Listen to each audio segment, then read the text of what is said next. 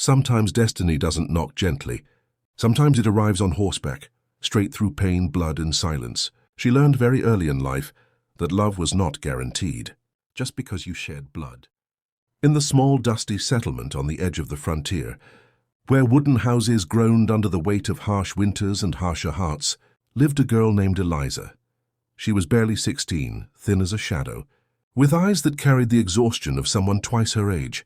Every morning before the sun fully rose, she scrubbed floors, hauled water, and cooked meals that she was rarely allowed to eat. Her hands were always raw, her back always aching, but the deepest wounds were the ones no one could see. Her stepfather believed kindness was weakness. Her stepbrothers believed pain was entertainment. And her stepmother believed Eliza's suffering was somehow deserved. Words turned into slaps, slaps turned into beatings, and beatings became routine.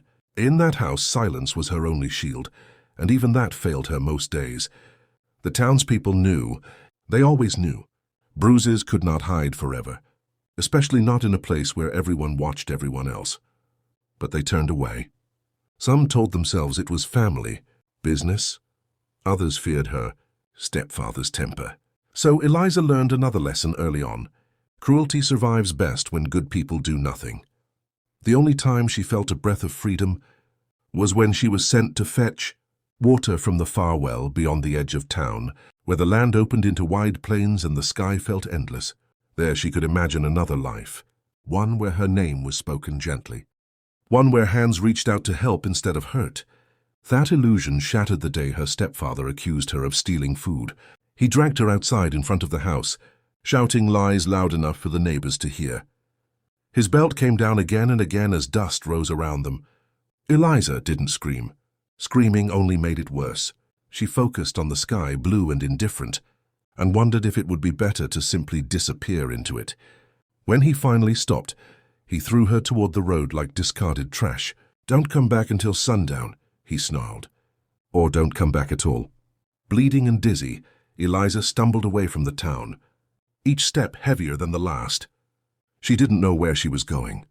She only knew she couldn't go back. By late afternoon, the heat pressed down mercilessly and her strength faded. She collapsed near a dry riverbed, half conscious, her thoughts drifting between fear and strange calm.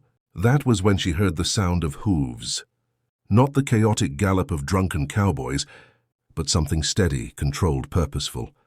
The Apache riders appeared like spirits from the land itself. At their front rode a tall man with long black hair tied neatly behind him, his posture calm, his eyes sharp and observant. This was Chief Nantan, known among settlers and tribes alike not for cruelty, but for honor. He noticed her immediately. He dismounted slowly, knelt beside her and studied the wounds with quiet anger.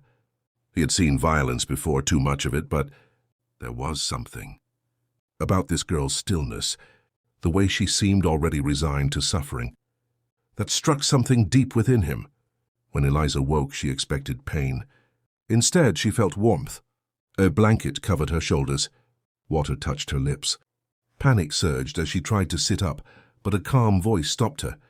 He spoke gently in broken English, telling her she was safe, safe. The word felt unreal. Tears came before she could stop them. She didn't explain everything. She didn't have to. Her body told the story, her mouth could not. Nantan made a decision that would change both their lives. He ordered his people to prepare a place for her among them, at least until she healed. As they rode away from the settlement, Eliza looked back only once. No one was chasing her. No one was calling her name. For the first time, she realized how little had tied her to that place. Fear tried to follow her, but hope, fragile and unfamiliar, rode beside it. She didn't know what awaited her among the Apache. But for the first time, uncertainty felt kinder than certainty ever had. Healing took time, not just for Eliza's bruises and cuts, but for the parts of her that had learned to flinch at every raised voice. The Apache camp was unlike anything she had known. There was order, respect, and a quiet rhythm to daily life. No one shouted at her. No one struck her for making a mistake. When she dropped a bowl one evening, she froze, waiting for the blow.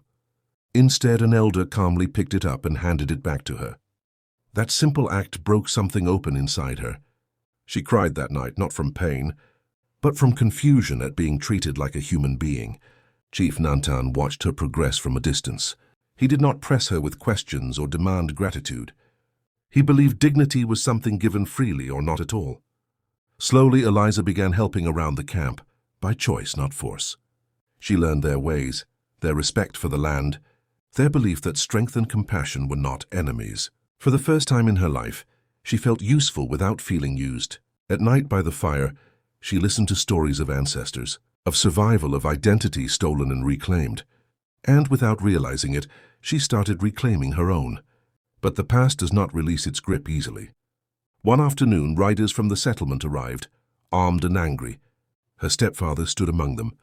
Claiming she had been kidnapped, he demanded her return, his voice loud with false authority. Eliza's body shook as old fear surged back, but something had changed. She was no longer alone. Chief Nantan stepped forward, his presence commanding silence.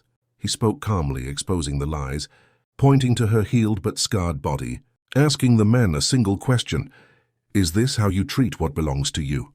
The settlers shifted uncomfortably. Some avoided his gaze. Others looked ashamed. When her stepfather tried to reach for her, Apache warriors stepped forward. Unthreatening but unmovable, Eliza felt terror, and then something stronger rose beneath it. She stepped forward herself. Her voice trembled, but it did not break. She told the truth, about the beatings, about the hunger, about the nights she prayed not to wake up. Words poured out, years of silence finally shattered. The men from the settlement had no answer. They left without her, their authority dissolved by truth. That day marked Eliza's rebirth.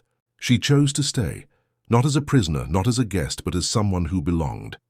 Over time, she became a bridge between worlds, helping translate, helping heal tensions where she could. She learned to ride, to speak with confidence, to stand tall without fear of being struck down for it. Chief Nantan did not save her in the way stories often claim. He did something far more powerful. He gave her the chance to save herself. Years later, travelers would speak of a woman who rode with the Apache chief, her eyes steady, her presence commanding respect. They would never know the full story of the girl who once lay bleeding in the dust, believing she was worthless. But Eliza knew, and she carried that knowledge like a quiet fire inside her. A reminder that destiny can be rewritten, and that sometimes the family who protects you is not the one you were born into, but the one that teaches you your worth. Cruelty tried to break her. Silence tried to bury her, but compassion gave her a voice, and courage gave her a future. If stories like this remind you that hope can rise from the darkest places, don't forget to subscribe, because every story deserves to be heard, and every soul deserves a second chance.